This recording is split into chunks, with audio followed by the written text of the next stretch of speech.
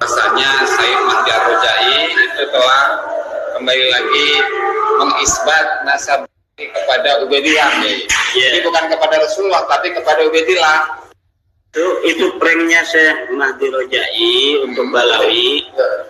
Coba kita lihat itu di dalam tulisan Syekh Mahdi Rajai kemarin yang di-share oleh teman-teman ke saya. Katanya ini dipublish oleh Rumil Abbas di dalam halaman Facebooknya bahwa Syekh Mahdi Rajai kembali menandatangani ketersambungan nasab Balawi.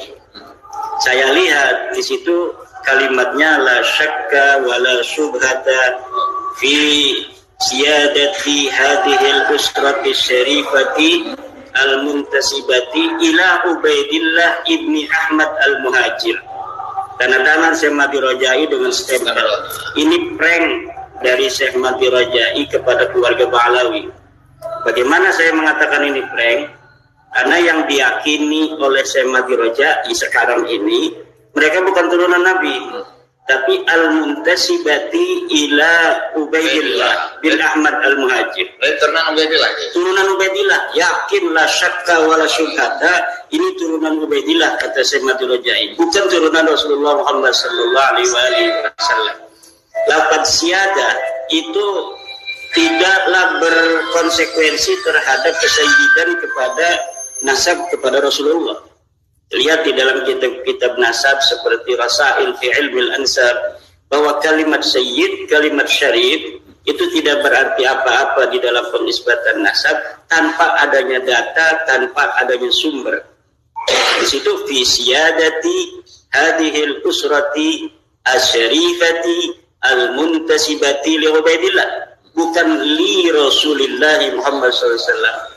Dan saya meyakini Gus Haji sekarang ini Syekh Mahdi Rajai mungkin ketika sudah saya surati secara terbuka itu tentang bahwa saya ingin berdiskusi dengan beliau tentang nasab Ba'alawi yang pada Ramadan tahun kemarin, bukan tahun ini, Ramadan tahun kemarinnya itu dia telah menyatakan bahwa sah nasabnya Ba'alawi. Itu mungkin setelah itu beliau banyak membaca, beliau banyak mengkaji, beliau banyak lagi meneliti. Dan kita lihat dari surat kemarin yang Rabiul Awal itu, Rabiul Awal berarti kan setelah Ramadan itu. Di situ fi siyadati hadhil usrah asy-syarifah al-muntasibah li Ubaidillah bin Ahmad al-Muhajir. Jadi Ubaidillahnya itu binnya Ahmad al-Muhajir, bukan Ahmad bin Isa bin Muhammad an-Naqib. Sedangkan yang telah terverifikasi secara ilmu nasab, ilmu sejarah, keturunan Rasulullah itu namanya Ahmad bin Isa. Tidak ada gelar bagi Ahmad bin Isa itu adalah al-Muhajir.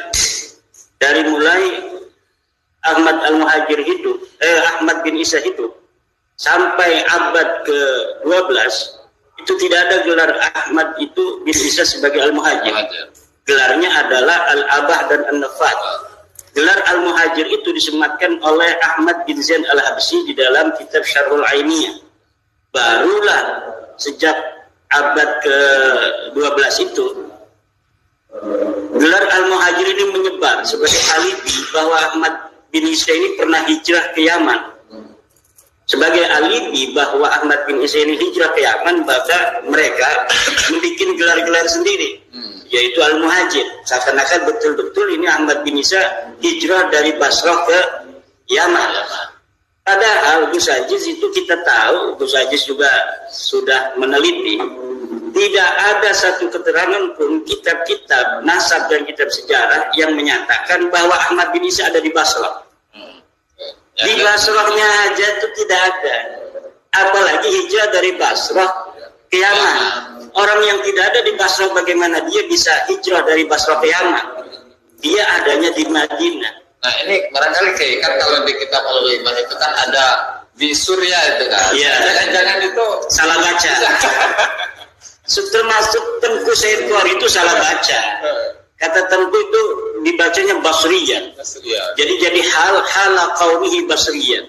Bahwa Ahmad bin Isa masuk ke Abdul Hasan Basriyan. Dalam keadaan dia sebagai orang Basrah. Itu salah baca. Itu namanya bisurya, bahwa Ahmad bin Isa masuk ke rumahnya Abdul Hasan ini di kampung Surya yang ada di kota Madinah Al-Munawwarah. Jadi jangankan Balawi, Tengku Said Qori aja itu salah baca itu terkecoh itu.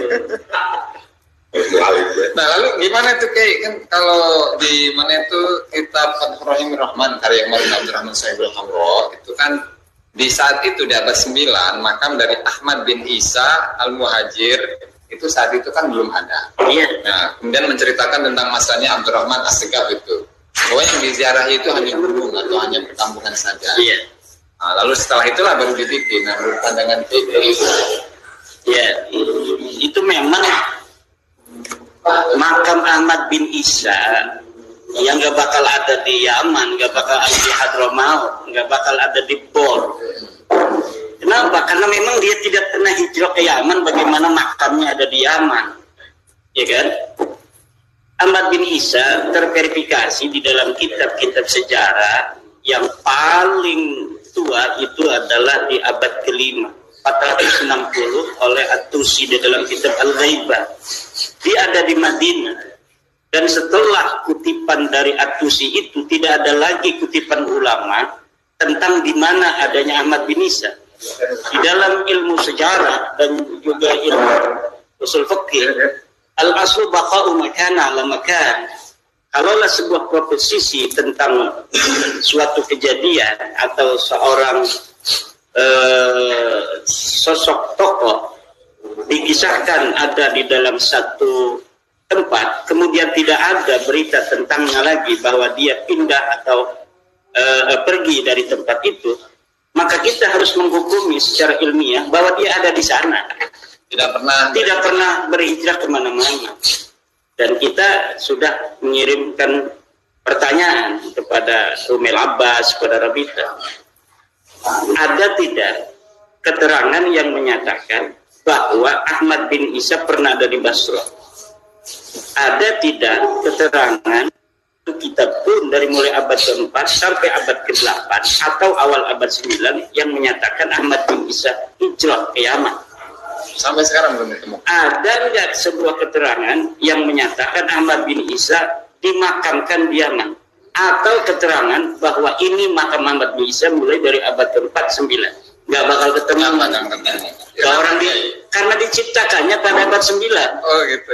Baru dibangun pada abad 9.